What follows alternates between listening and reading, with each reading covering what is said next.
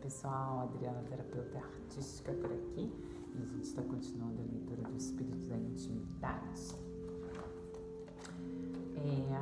A gente estava então falando da tribo da Gara, da nossa autora Sobofussoné, né? E a gente está num trecho da nossa leitura que fala sobre o casamento, dois mundos unidos, e vamos continuar com a leitura da autora então, tudo bem, né?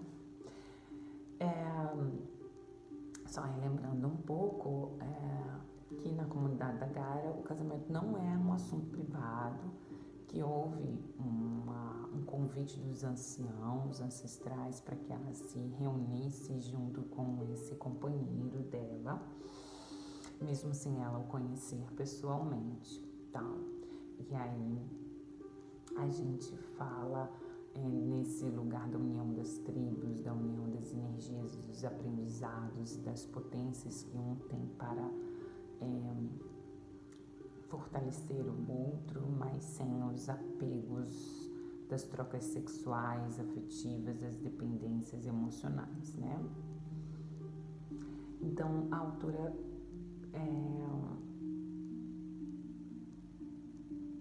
prossegue assim: o casamento representa a união de duas ou mais tribos, duas aldeias ou ao menos duas famílias.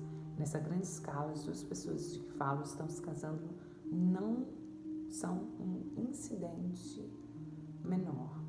Assim sendo, sinto que as duas pessoas que se unem não fazem somente para afirmar os seus desejos de manter a tradição, mas também porque precisam desse relacionamento como um símbolo, porque precisam desse relacionamento, uma parte de um sentido maior de conexão em sua vida. Eu me apaixonei pelo meu marido depois que nos casamos. Nesse processo foi importante a compreensão que ele se casou não somente com alguém chamado Sobofum, mas com todo um grupo étnico, toda uma família e uma aldeia. E que no meio disso tudo eu era importante, mas minha importância estava no sentido maior da comunidade que o trouxe até mim. Essa compreensão por seu turno que o trouxe a mim me fez ver que eu podia personalizar meu relacionamento com ele. Não uma relação minha, mas nossa. E o nós aqui não se limita a duas pessoas, mas se estende a toda a aldeia. Ao expressar seu compromisso com o casamento, o casal expressa com o espírito um compromisso com o ser, com outra pessoa e com a comunidade em geral. A comunidade, por estar presente e compartilhar seus votos, está fazendo o mesmo. Portanto, é mútuo. Um casamento é uma oportunidade, quase uma obrigação para nos reafirmarmos, para todos reafinarem seus relacionamentos uns com os outros, com os ancestrais, com tudo à sua volta. Portanto, o casamento não é só um assunto entre duas pessoas, mas um evento com um propósito para todos na aldeia. Antes de um casamento, as pessoas que passaram pela iniciação com a noiva e o noivo dão ao casal sua bênção e encorajamento.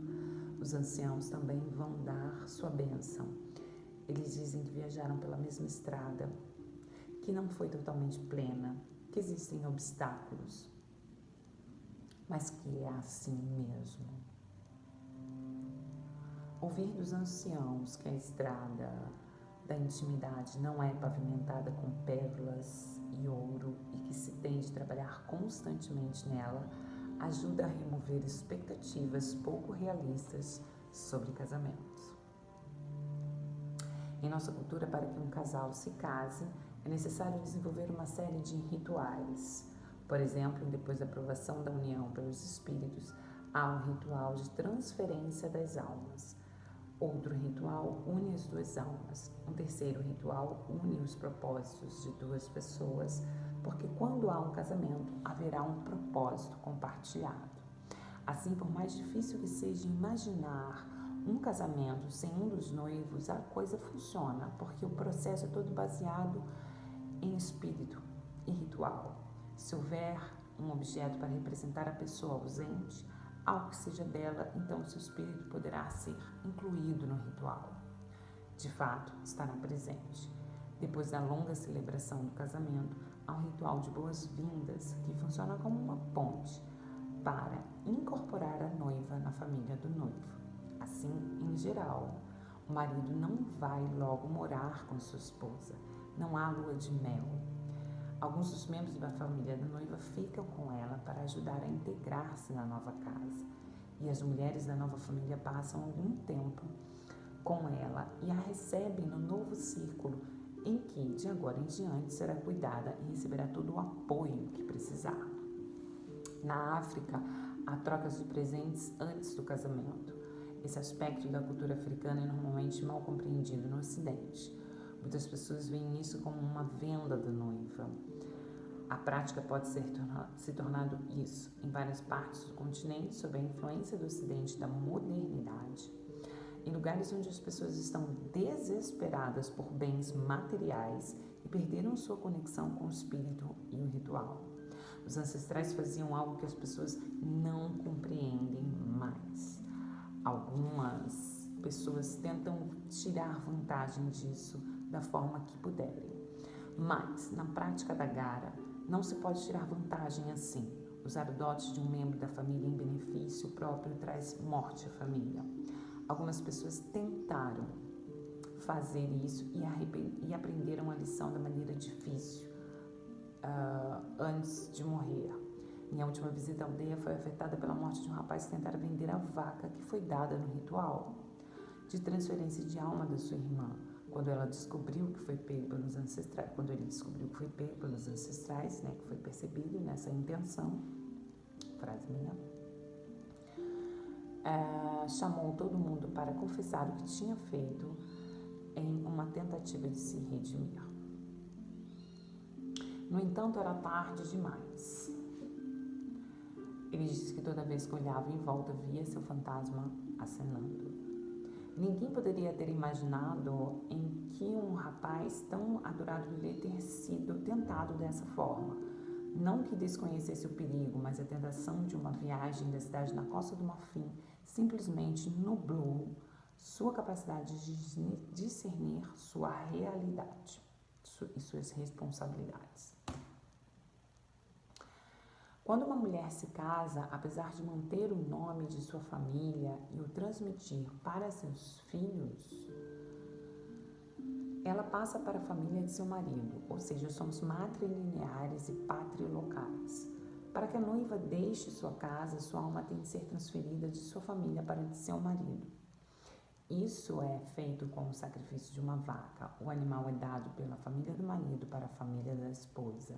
Sem esse ritual de transferência, em geral, a mulher encontra dificuldades em ficar com sua nova família. Seu espírito vai querer voltar ao local em que se sente em casa. Quando a família da esposa recebe a vaca, ela é abatida e deixada no telhado da casa como oferenda ao espírito. Ali, ela deve ficar por ao menos uma noite para que o espírito venha alimentar-se. Ninguém poderá comer até que o espírito seja satisfeito. O espírito vem e inspeciona a oferenda. Ele decide então, o ritual foi satisfatório. Se não ficar satisfeito no dia seguinte, a carne estará estragada. Isso significa que o sacrifício não foi feito da forma correta. Se no dia seguinte a carne estiver boa, é porque tudo está bem, que o espírito banqueteou-se e todo mundo poderá comer. A carne é primeiro dividida entre as pessoas da família. Depois parte dela é levada à família do marido. É sua responsabilidade dividir com o resto da aldeia. Depois que a alma foi transferida de uma casa para outra, há outro ritual que deve ser feito para unir as duas almas. Todos os membros da família reúnem-se a uma invocação chamando os espíritos para virem supervisionar a união. Se houver algum obstáculo, pede-se aos espíritos que limpem o caminho para o casal. Pede-se sua bênção e mais um olho para o casal enxergar para ajudá-lo em sua vida diária. Um pote feito para a ocasião é trazido. As pedras do nascimento da noiva e do noivo são colocadas lá dentro. São as mesmas pedras que foram escolhidas por eles durante os rituais de audiência antes do nascimento. Além disso, potes contendo os remédios de cada um são abençoados. Então, todos os presentes oferecem uma prece ao casal. Depois disso, coloca-se água no pote com as pedras. Algumas vezes são adicionadas sementes ou raízes. O pote então é levado para o altar da família do marido. Ali ficará para o resto da vida do casal. Na minha aldeia, as pedras do meu casamento com o maridoma estão no quarto de cura. Quando um de nós morrer, o ritual de separação permitirá que as pedras sejam retiradas. E a pedra daquele que morreu será colocada dentro ou sobre seu túmulo. Esses são alguns rituais associados ao casamento em nossa cultura. Existem muitos outros. Fecha aspas. A gente continua a leitura desse livro Espelho da Divindade no próximo vídeo, ainda finalizando a parte sobre o casamento, união de duas almas. E é muito interessante porque são relatos incríveis. A gente já comentou algumas coisas sobre o sacrifício de animais, mas é sempre importante falar, né, que essa relação com a natureza, com os animais, não é uma coisa intoxicada, não é algo que se faça por uma maldade, mas por uma conexão com o alimento, né? Que todos se alimentam dessa, né? Os próprios animais comem vegetais, estão na terra, então o tema da terra, da água, né? Dessa relação, né? De ser humano também.